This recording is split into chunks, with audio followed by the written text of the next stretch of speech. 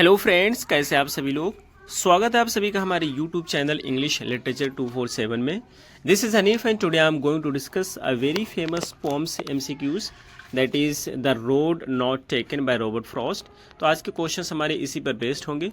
Video को start करने से पहले मैं आपको बताना चाहूँगा, यदि आपको इन सारे क्वेश्चंस की पीडीएफ चाहिए या फिर जो है आपका लिंग्विस्टिक का पार्ट है उसकी पीडीएफ और नोट्स चाहिए तो उसके लिए आप मुझे मैसेज कर सकते हैं। कॉन्टैक्ट नंबर आपको इस वीडियो के डिस्क्रिप्शन बॉक्स में मिल जाएगा। वहीं से आप हमारे टेलीग्राम चैनल को भी ज्वाइन कर सकते हैं, उसकी भी लिंक आपको वीडियो के डिस्क्रिप्शन बॉक्स में मिल जाएगी और आप अपनी एक अच्छी प्रिपरेशन कर सकते हैं।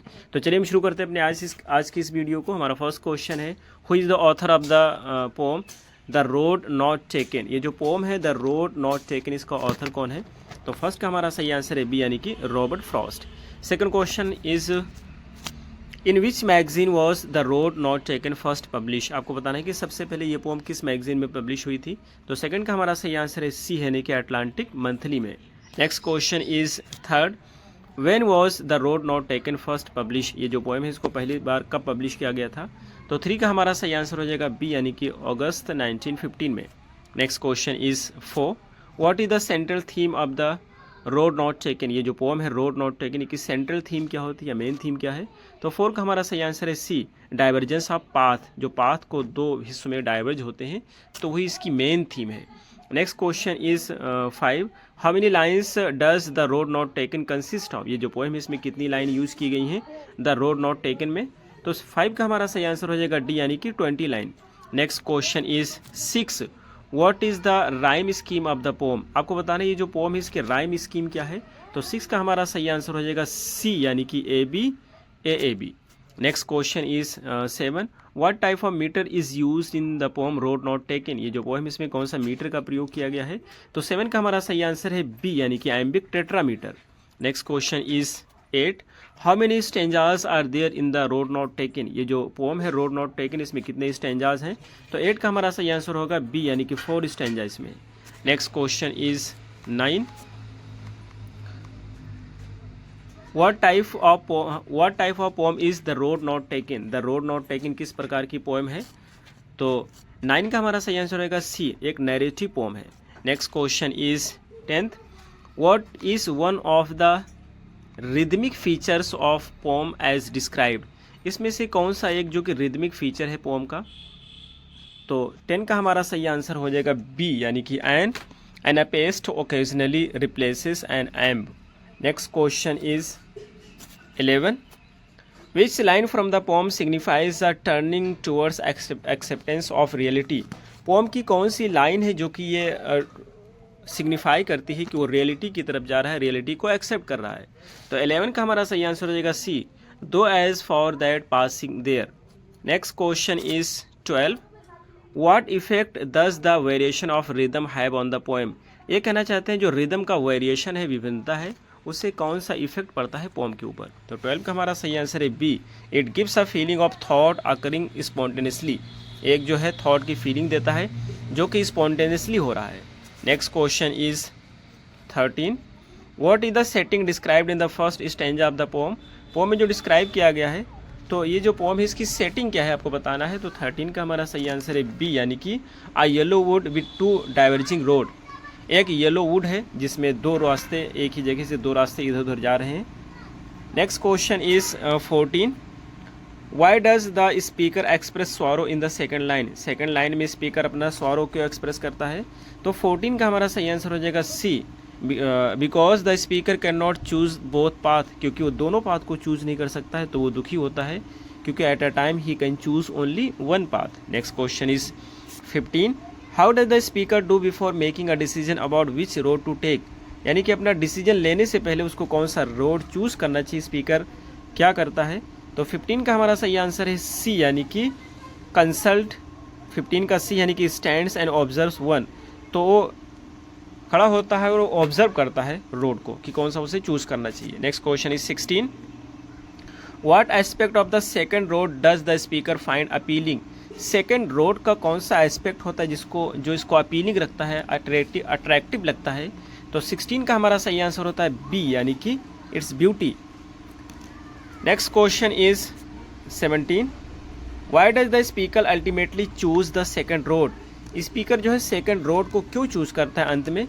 तो 17 का हमारा सही आंसर है first, because it is less travelled, क्योंकि लोग उस पर कम चले हुए थे। Next question is 18, what realization does the speaker have about two roads in the third stanza? यानी कहते हैं दोनों रोड के बारे में तीसरे स्टेंजा में क्या रियलाइज़ करता है पोएट? तो 18 का हमारा सही आंसर हो जाएगा डी, यानी कि they are both equally worn. बाद में उसको लगता है कि ये दोनों इक्वली वॉर्न है, यानी कि इस पर इक्वली चला गया है, इक्वली इनको यूज़ किया गया है। Next question is 19, what does the speaker regret in the fourth stanza? Fourth stanza में पोएट किस चीज़ को रिग्रेट करता है आपको बताना है। तो 19 का हमारा सही आंसर है सी, यानी कि नॉट टर्निंग बैक सूनर। उसको लगता है, वो रिग्रेट करता है कि वो जल्दी वापस आएगा नहीं, और जब जल्दी वापस नहीं आ पाएगा क्योंकि रीज़न क्या होता है कि जैसे आगे बढ़ता जाएगा तो एक रोड फिर दूसरी रोड में डिवाइड होती है, फिर दूसरी में डिवाइड होती है, तो इस वजह से यहाँ जो दो रोड है वो एक ही को चूज़ कर पाएगा और इस वजह से वो दुखी होता है। Next question is 20, what does the speaker anticipate telling in the future with Sai? यानी कि एक आह के साथ वो किस चीज़ को एंटिसिपेट करता है कि वो फ्यूचर में बता रहा होगा। तो 20 का हमारा सही आंसर होता है ए, यानी कि the story of choosing between two roads. जो दो रोड में से एक रोड को चूज़ किया है, इस स्टोरी को फ्यूचर में बता रहा होगा, और बता रहा होगा ये सारी जो चेंजेस हैं वो इसी वजह से क्योंकि हमने एक रास्ते को चुना था। Next question is 21, what literary device is employed in the line looked down one as far as I could? यानी कि मैं एक रास्ते को उतनी दूर तक के देखा जितना मैं देख सकता था। तो इसमें कौन सी फिगर ऑफ स्पीच का प्रयोग किया गया है? 21 का हमारा सही आंसर हो जाएगा ए, यानी कि सिमली का प्रयोग किया गया है। Next question is 22, what does the speaker mean bye and that has made all the difference? यानी कि जो हमने सेकंड रोड चुना था वही ने ये सारा डिफरेंस क्रिएट किया है। तो इससे पोएट क्या कहना चाहता है? 22 का हमारा सही आंसर हो जाएगा बी, यानी कि decisions to take the less travelled road had significant consequences. Poet कहना चाहता है कि जो हमने लेस ट्रेवल्ड रोड को चूज़ किया था वो बहुत सारा वही जो भी हमारे परिणाम में चेंजेस है वो उसी वजह से हुआ है क्योंकि हमने सेकेंड रोड को चूज़ किया था, या आप ऐसा भी कह सकते हैं जो लेस ट्रेवल्ड रोड थी उसको हमने चूज़ किया था और उसका सिग्निफिकेंट रिजल्ट हुआ है, एक महत्वपूर्ण परिणाम हुआ है। Next question is 23, what emotion is conveyed by the speaker Sai in the final stanza? Speaker की जो आहें भरता है वो, उसकी आहों भरने से कौन सा इमोशन कन्वे होता है या कौन सा इमोशन का पता चलता है? 23 का हमारा सही आंसर है बी, यानी कि रिग्रेट का पता चलता है, वो रिग्रेट कर रहा होता है। Next question is 24, which aspect of the road is emphasise in the phrase? Phrase में कौन सा एस्पेक्ट इम्फेसाइज किया है रोड का?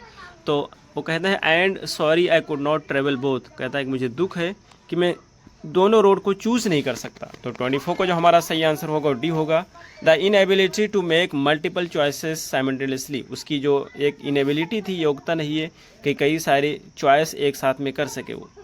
Next question is 25, what does the speaker mean by to where it bent in the undergrowth? कहता है कि ये कहाँ जाकर के मुड़ी हुई है, उसको पता नहीं चल पा रहा है। तो ये कहना चाहते हैं इन द फर्स्ट स्टेंजा, इसका क्या मतलब है? 25 का हमारा सही आंसर हो जाएगा ए, यानी कि the road curve and disappeared from the side. यानी कुछ दूर पे तो रोड दिखाई देती है, उसके बाद में क्या होता है, कर्व हो जाती है और फिर वो हमारी नज़रों से ओझल हो जाती है। तो A is the right answer. Next question is 26, what does the speaker imply by saying? Speaker क्या कहना चाहता है ये लाइनों से? आई doubted if I should ever come back, मुझे डाउट है कि क्या मैं दोबारा कभी वापस आ पाऊँगा। तो 26 का हमारा सही आंसर होता है ए, यानी कि the speaker is uncertain about returning to the same location. इसकी स्पीकर को यकीन नहीं होता है कि दोबारा से इस लोकेशन पे फिर वापस आ पाएगा। Next question is 27, what does the phrase long I stood in the second stanza suggest? ये कहना चाहता है कि लॉन्ग आई स्टूड, ये जो फ्रेज पोम में यूज़ किया गया, इसका क्या मतलब है या क्या कहना चाहता है पोएट? तो 27 का जो हमारा सही आंसर होगा वो बी होगा, यानी कि the speaker is indecisive and contemplated. Indecisive है और दूसरा वो विचार कर रहा है, इस पर सोच रहा है। Next question is 28, which road does the speaker ultimately choose? Speaker कौन सा रोड चूज़ करता है अंत में? तो 28 का हमारा सही आंसर हो जाएगा फर्स्ट, यानी कि the road less travelled by. उस रोड को चूज़ करता है जिस पे लोग कम गए हुए हैं। Next question is 29, what does the speaker mean bye and having perhaps the better claim? और स्पीकर जो चूज़ करता है तो उसको लगता है कि जो हमने चूज़ किया है वो अच्छा ऑप्शन चूज़ किया है, तो इसे क्या कहना चाहता है? 29 का हमारा सही आंसर हो जाएगा सी, यानी कि the road appears to have more advantages. उसको लगता है कि जो ऑप्शन हमने चूज़ किया है, जिस रोड को हमने चूज़ किया है ये ज़्यादा अच्छी है, ये ज़्यादा एडवांटेज दे सकती है। Next question is 30, what is the phrase in leaves no step had trodden back. ये कहना चाहते हैं in leaves no step had trodden back, इससे पोएट क्या कहना चाहता है। तो 30 का हमारा सही आंसर हो जाएगा सी, यानी कि the road is rarely travelled, बहुत ही रेयर केस में कोई इस रोड पे जाता है। Next question is 31, what does the speaker mean by somewhere ages and ages hence. ये कहता है कहीं, बहुत दिनों के बाद में, कई साल बाद में, तो इससे क्या कहना चाहते हैं पोएट। तो 31 का हमारा सही आंसर है B, the speaker is referring to a distant future. वो फ्यूचर में बता रहा था कि फ्यूचर में काफ़ी समय के बाद में हम इसी चीज़ स्टोरी को बता रहा हूँ किसी से, और कह रहा हूँ कि ये सारा जो डिफरेंस क्रिएट हुआ है ये इसी वजह से हुआ है क्योंकि बहुत समय पहले दो रास्ते थे, हमने एक को चुना था। इस वजह से हमारा सही आंसर क्या हो जाएगा 31 का B. Next question is 32, what does the speaker imply by saying I shall be telling this with a sigh. इस चीज़ को मैं बता रहा हूँ एक आहों के साथ, तो ये इसमें क्या कहना चाहते हैं स्पीकर। 32 का हमारा सही आंसर है B, the speaker is disappointed with the outcome. उसका रिजल्ट है उससे स्पीकर खुश नहीं है, अपॉइंटेड है, डिसअपॉइंटेड है। तो ये रहे हमारे आज के क्वेश्चन, हमें उम्मीद है आपको जरूर समझ आए होंगे। फिर मिलते हैं अगली वीडियो में, till then take care, have a good time.